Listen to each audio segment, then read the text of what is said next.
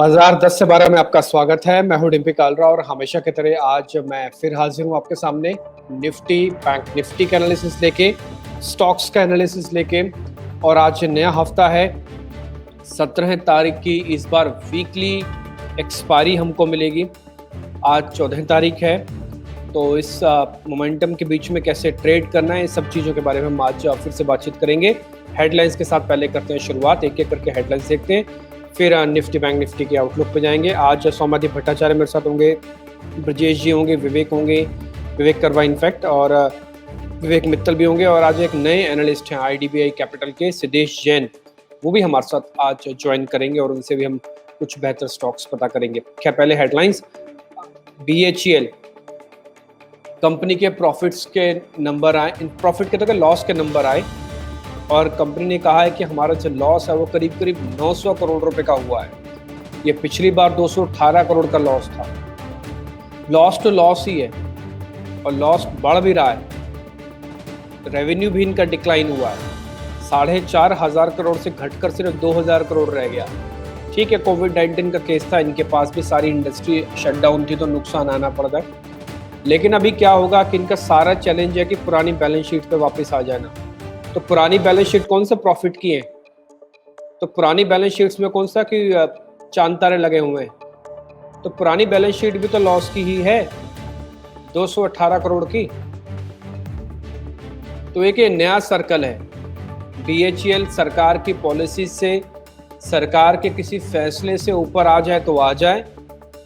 लग तो नहीं रहा कंपनी बैलेंस शीट से ऊपर आने के मूड में बहुत जल्दी दिखती है, या कंपनी की मैनेजमेंट को बहुत ईगरनेस है कि जी हमारा मार्केट कैपिटल कम हो रहा है। अगर आपको यकीन नहीं हो रहा हो तो आप इसके प्राइस उठा के देख लो, आज से 5 साल पहले के, आज से 8 साल पहले के। भाई देश तो 6 साल से तरक्की कर रहा है according to certain section of a society. अगर पिछले 6 साल से तरक्की हो रही तो पिछले BHEL की 6 साल से तरक्की के प्राइस आपको प्राइजेस में क्यों नहीं दिख रहे? खैर नहीं जाते तो ज़्यादा लंबा हो जाएगा। BHEL मेरे लिए कोई ट्रेड नहीं है। BHEL ने बैलेंस शीट दिखा के और मेरे मन में इसकी अपनी छवि को और ख़राब किया है।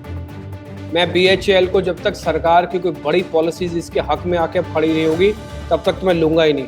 कर लो आप बैलेंस शीट, जब आप ठीक कर लोगे तब मैं आ जाऊँगा 100 रुपये में, कोई फ़र्क नहीं पड़ता मेरे को। नेक्स्ट, दीपक फर्टिलाइज़र कंपनी का प्राइस इशू आया 133 रुपये का। वो कह रहे कि बोर्ड ने अप्रूवल दे दिया सेल ऑफ शेयर्स के लिए, और ये राइट इशू के जरिए बेचा जाएगा। ठीक है ना, बहुत ज़्यादा अच्छा है ना बहुत ज़्यादा ख़राब है। दीपक फर्टिलाइजर मेरे लिए सो खबर है, मैं इसमें कुछ खास बड़ा रिएक्शन नहीं लूँगा।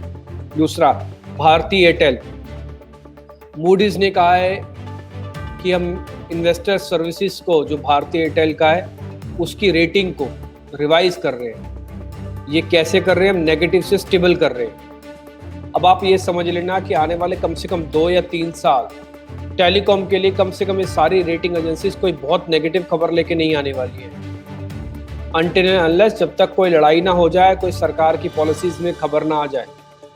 अदरवाइज अब ये ठीक ही होना है, क्योंकि इन्होंने जो वॉर लड़नी थी कंपटीशन की, वो काफ़ी हद तक सेटल डाउन हो चुकी है कि भी हम 3 पॉकेट्स में काम करेंगे। First pocket is Jio, second pocket is Bharti Airtel, and third one is Vodafone idea.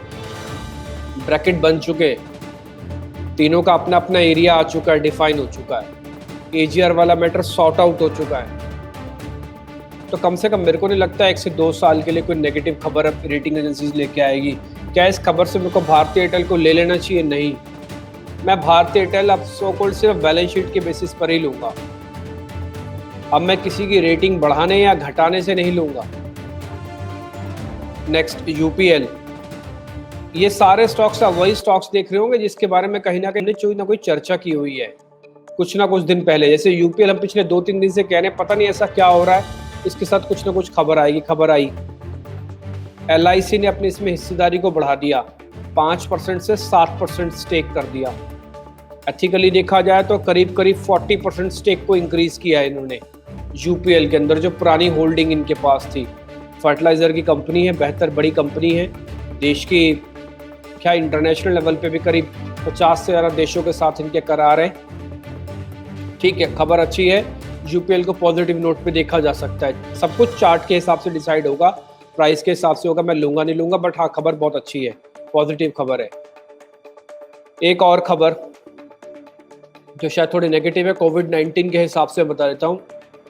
India ने 6.5 लाख केसेस जोड़े हैं पिछले 7 दिनों के अंदर, और ये अब हम टोटल एक्टिव केसेस का 13% हो गए हैं। यानी कि विश्व भर में जितने कोरोना के केसेस हैं उसमें से 13.5% केसेस भारत के अंदर से हैं। एक और आंकड़ा ये कहता है कि हर 7वां एक्टिव केस जो है पूरे ग्लोबली, जो विश्व भर में चल रहा है, अगर किसी को भी कोरोना पूरे विश्व भर में, तो हर 7 में से 1 भारतीय है एक्टिव केस में से। अब गंभीरता जान लीजिए इसकी। एक और आंकड़ा आया, 8.5% ऑल डेथ का भारत में आंकड़ा है। यानी कि हर 12 लोग में से जो विश्व भर में मर रहे हैं इस समय कोविड-19 से, उसमें से 1 भारतीय है। तो हर 12 लोगों के मरने वाले रेशो में से 1 भारतीय है, और हर 7 एक्टिव केसेस जो अगर कोरोना वायरस के हो रहे हैं उसमें से 1 भारतीय है। भारत का रैंकिंग ये है इस समय। आपको अपने आप ही ध्यान रखना है। इसमें सरकार ने तो आपको पता ही है, अब क्या बोले, अनलॉक कर ही रखा है। ठीक है, आगे बढ़ते हैं। एक खबर और बड़ी इंटरेस्टिंग है। सेंटर ने ये कहा है, यानी कि सेंटर प्लान कर रहा है, एक बड़े अखबार के फ्रंट लाइन की खबर है ये, उन्होंने फ्रंट पेज पे छापी है, पिंक पेपर का है। उन्होंने ये कहा है कि सेंटर प्लान कर रहा है कि 7 बुलेट ट्रेन हम और चलाएंगे। ये 10 लाख करोड़ का प्रोजेक्ट है, 10 लाख करोड़ रुपए का, डॉलर्स में नहीं, 10 लाख करोड़ का प्रोजेक्ट है ये। हम 7 और चलाएंगे। कितनी ब्यूटीफुली तरह से प्लेस्ड खबर है। उसके नीचे की एक लाइन में आपको और बता देता हूं कि the plan of commissioning first bullet train, जो पहली बुलेट ट्रेन चलनी है उसको पोस्टपोन्ड कर दिया 2023 के दिसंबर से 2028 के अक्टूबर तक, 5 साल तक पोस्टपोन्ड कर दिया। आप 7 नई बुलेट ट्रेन चलाना चाहते हो, पहले को 5 साल पीछे करके। हेडलाइंस देख के आज हो सकता है कि बुलेट ट्रेन से जुड़े हुए फिर से BHEL और तमाम सारे शेयर जो हैं फिर से धूमधाम हो जाए कि हाँ जी, सरकार तो एक रूट बॉम्बे अहमदाबाद वाले रूट को नहीं चला रही, बल्कि 7 रूट पे चलाना चाहती है बुलेट ट्रेन। अरे पहले ये तो देख लो कि पहले ही बुलेट ट्रेन आपकी ऑलरेडी 5 साल डिले है, और इसकी वजह भी उन्होंने बताई है। उस रिपोर्ट में लिखा है कि वो कोविड-19 से हुआ है। अच्छा, अगले 5 साल तक कोई देश में बीमारी नहीं आने वाली, 5 साल तक कोई देश में फाइनेंशियल क्राइसिस नहीं होगा अगले 2024 से लेके 2028 तक, तो फिर डिले हो जाएगा तो 5 साल। आप हेडलाइंस मत बनाइए कि 7 और बुलेट ट्रेन चलेंगी, पहले 1 चला लीजिए। खैर, मैं इस पे नहीं जाता। एक और यूको बैंक पे मेरे लिए खबर नहीं है, ये सिर्फ एक डिजाइन की हुई खबर है। खबर का एक्चुअली मतलब तो नीचे है। Next, UCO bank has not able to make an analytical study of its asset quality. ये सुप्रीम कोर्ट का कहना है। सुप्रीम कोर्ट ने ये कहा है कि जो बैंक है उसने एनालिटिकल एनालिसिस ही नहीं किया अपने मॉनिटरियम, जो कि 31 अगस्त के बाद कंप्लीट हुआ है। अब हम किसी भी अकाउंट को डाउनग्रेड नहीं करने देंगे। आप एनालिसिस ही नहीं कर रहे हो, कल आप खड़े होकर ये कह दोगे जी कोविड-19 का हमारा तो एनालिसिस कंप्लीट नहीं हुआ था, और दिसंबर के क्वार्टर में आपने कहा दिया हमारे तो ये 15% क्लाइंट मर गए, लोन ही नहीं उनका रिकवर कर पा रहे हम। तो मरेगा दिसंबर में कौन? ना यूको बैंक मरेगा, ना सुप्रीम कोर्ट जी को कुछ होगा। होगा किसको? जिनका पैसा लगा हुआ है यूको बैंक में। सरकार का भी कुछ नहीं होगा। जिनका पैसा लगा हुआ है, कैपिटल लगी हुई है, या जिनका शेयर्स खरीदे हुए हैं यूको बैंक के, वो जाएंगे। क्योंकि आपका एनालिसिस नहीं है, ये उन लोगों का एनालिसिस है जिसको आप मिस कर गए।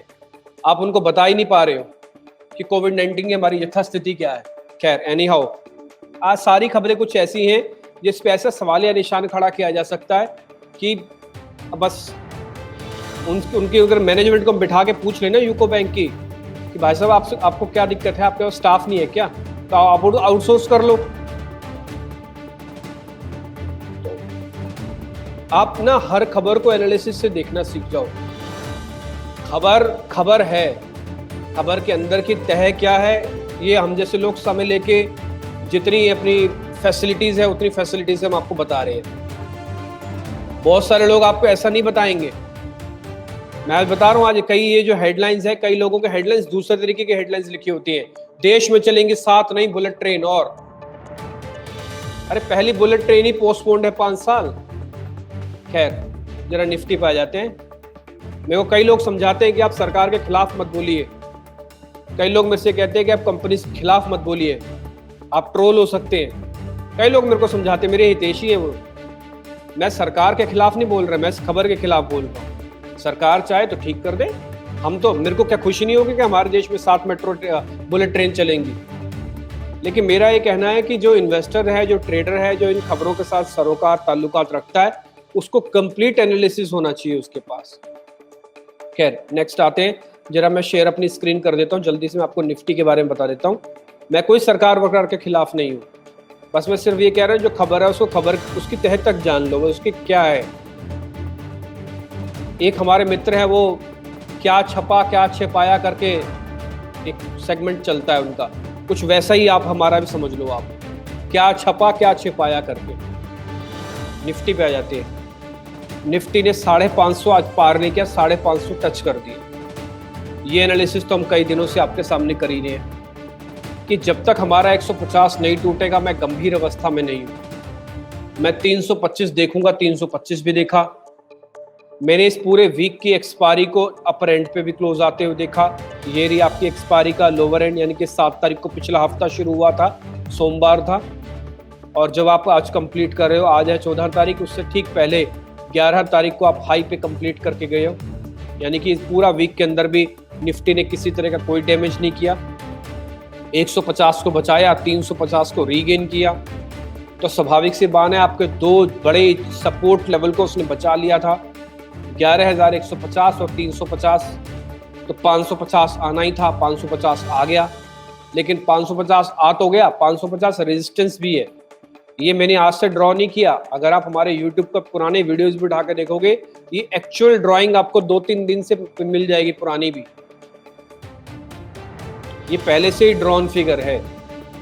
दूसरा, अब मेरे लिए क्या इंपॉर्टेंट पड़ा हुआ है, 550 के ऊपर की क्लोजिंग, या फिर मैं बोलूंगा कि कम से कम इस लाइन के ऊपर की क्लोजिंग मेरे को मिल जाए। ये करीब करीब 550 की ही है, 10-5 पॉइंट ऊपर नीचे छोड़ दो आपको। तो ये एक मेरे लिए इंटरेस्टिंग फैक्ट है कि मैं जिस पे आना चाहता हूँ उस पे आ तो गया, लेकिन अभी उसको पार नहीं किया। तो मेरे लिए ये इंडेक्स अभी भी इसी रेंज का ही हिस्सा है। ऐसा नहीं कि बाजार यहाँ से गिर नहीं सकता, यहाँ से चल नहीं सकता। बाजार ने पिछले 4 दिन में कुछ और साबित किया नहीं किया, लेकिन 2 चीज जरूर साबित की है। पहला कि एक तो मैं ट्रेंड का रिवर्सल नहीं दिखा रहा। किसी को भी अगर गलत फहमी है तो अपने दिमाग से निकाल दे कि मैं ट्रेंड का रिवर्सल कर रहा हूँ, ऐसा कुछ नहीं होने वाला। ये बाजार ने प्रूव किया है। और दूसरा, मार्केट ने कहा है कि अभी मैं रेंज की रिस्पेक्ट करूंगा। मैं एक्स्ट्रा ऑर्डिनरी तेज टूटना और एक्स्ट्रा ऑर्डिनरी तेज भागने में अभी बिलीव नहीं कर रहा। क्या इसके पीछे खबरें नहीं है? ये 5 दिन में खूब आई है। चाइना वाली नेगेटिव खबर भी आई है, कॉन्फ्लिक्ट की। बड़ी खबर म्यूचुअल फंड्स के पैसे को लेकर भी आ रही है कि small cap medium cap funds के अंदर कुछ फंड्स आ सकते हैं। और तो बहुत सारी चीजें आई हैं मार्केट के अंदर, लेकिन मार्केट अभी एक रेंज के अंदर है। इसलिए मेरा फिर से मानना है कि इंडेक्स अगर आप एक रेंज में ट्रेड करना जानते हो तो आप ट्रेड करो, नहीं तो फिर स्टॉक स्पेसिफिक हो जाओ। आप एक चीज मैं आपको और दिखा सकता हूँ, आज के चलने वाले सेक्टर्स में से सबसे तेज आईटी चल रहा है। पिछले 4 दिन से गला सूख गया हमारा बोलते बोलते कि आईटी वाले स्टॉक्स पे ध्यान रखना। माइंट्री आज 3% ऊपर है। लास्ट ट्रेडिंग सेशन में हमारी बाय कॉल थी माइंट्री। कोई खबर मेरे हिसाब से नहीं आई है माइंट्री पे। खैर एनी हाउ, मैं एक बार जरा बस आपको निफ्टी बैंक का भी यहीं से चार्ट दिखा दूं, फिर सौम्यदीप भट्टाचार्य इस बीच मेरे साथ जुड़ चुके हैं, फिर उनसे भी हम बातचीत करेंगे। निफ्टी बैंक, निफ्टी के मुकाबले निफ्टी बैंक मेरे को अभी भी अच्छा नहीं लग रहा।